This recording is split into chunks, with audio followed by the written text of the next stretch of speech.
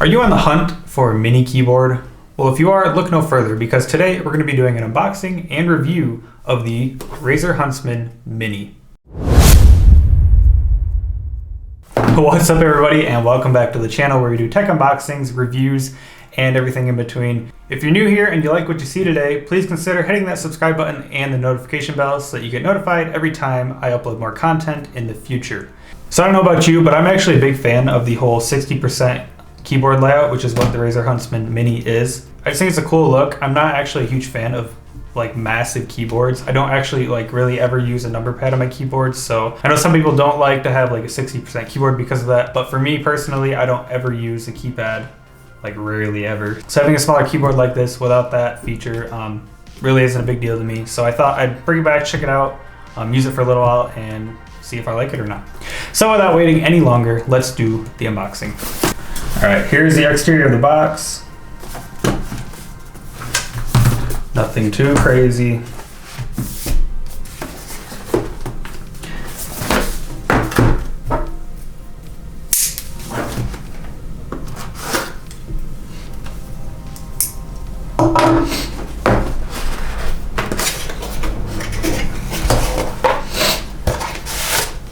So here you've got just documentation and the keyboard.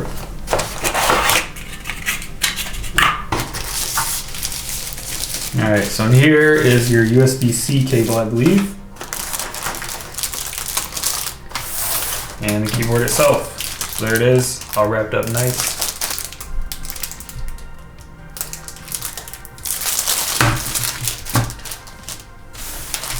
So let's open this up real quick. You have a nice braided USB-C to USB cable with a nice little rubber cable tie. That is fancy. The keyboard itself in this bag.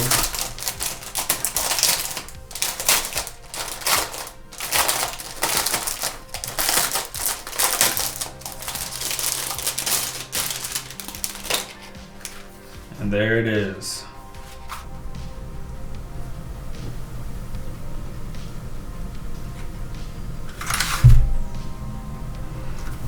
So let's talk about the design of this keyboard. Now this is a fully plastic keyboard. You have a matte black finish on your keycaps. The underside has this nice for gamers by gamers engraved all across the bottom. On the bottom here you've got a plug-in for your USB-C cable, and then two flip out little feet for the keyboard. Each of them has two separate levels. You also have four little rubber feet here in the corners to help keep the keyboard from sliding around. Now the switches on this keyboard are Razers Optical Switches. I've never used them before, so I'll try them out here and see how I like them or not. I'm not huge into keyboards or anything like that, so this will be kind of a novice opinion, if you will. So if you're super into keyboards and you want like a really detailed review about how these switches act compared to maybe like blue, brown switches, what have you, this may not be the place for you. Now this keyboard isn't wireless, and that is one major drawback to this keyboard, especially for the price you pay for this. One nice thing that I noticed here while plugging in the connector is that the plastic around the actual USB-C connector has a slot that it kind of seats into, so that if you're tugging on this or pulling on it at all, it's not actually going to be pulling on the connection itself, it's just going to be pulling on the plastic around it, which gives it a much more sturdy connection.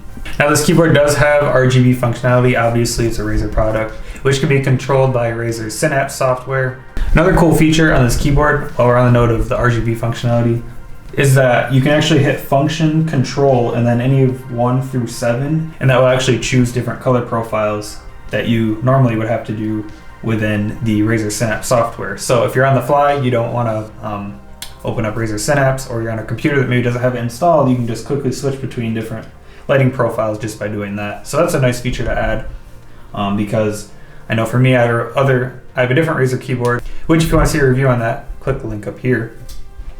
And on that keyboard, it doesn't have that functionality, so anytime I want to change the lighting profiles on it, I have to open up the software, go through all that. It's just a little bit less of a hassle if you want to use one of those preset softwares. Now, even though this isn't a mechanical keyboard, just sitting here typing on it for the last few minutes, it actually feels pretty satisfying to type on.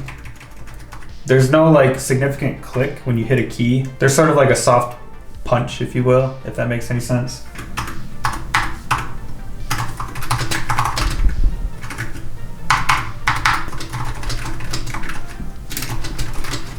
Now while this keyboard is small in size, it's actually still pretty thick. I mean, this is a thick boy right here, which makes it a bit uncomfortable to type on actually, unless you have maybe a palm rest. I don't have one on hand, so I can't test it with one.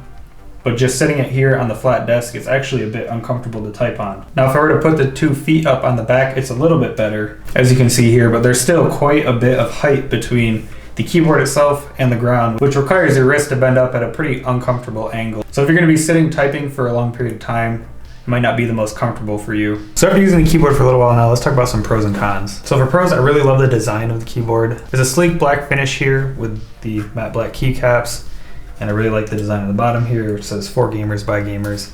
I also really love the cord here that it comes with. It's a pretty nice braided cable, and the connection on here is just very secure and nice with the little slot that it seats into. I like the functionality of being able to actually change the color profiles on the keyboard itself, as opposed to having to go into the Synapse software every single time. That's a nice feature to add, and I'm hoping that they do that on all of their future keyboards.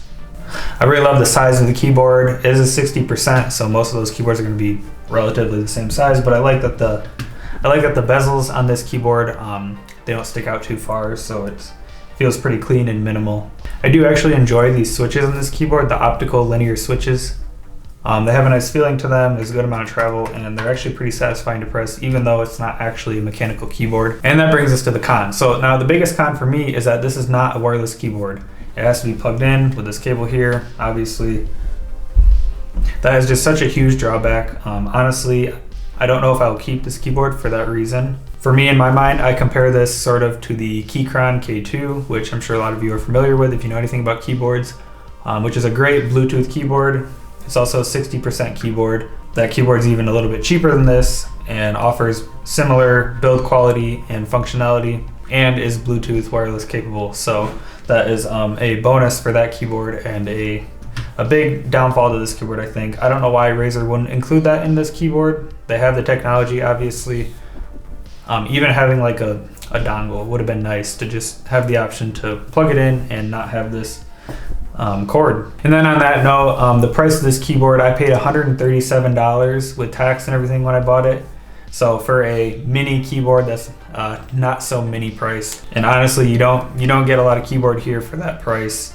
There's a whole lot of other keyboards you can get that are bigger and offer more functionality for a lower, if not the same price point. I mentioned earlier the Keychron K2, that's about $100, maybe $90. And that keyboard is the same pretty much layout of this keyboard, and it offers Bluetooth. So that's just something to keep in mind. Now at the end of the day, would I recommend this keyboard? Maybe, depends, if you're on kind of a tight budget, but you're looking for a 60% keyboard, then probably not. I'm sure you can find a cheaper keyboard out there that'll do the same thing and it'll still look nice for you. But if you have the money to spend and you don't really care, you like Razer products, then definitely go for this keyboard. It's a nice keyboard. I don't think you'll be disappointed as long as you don't care about having a wireless keyboard and you don't mind spending the money.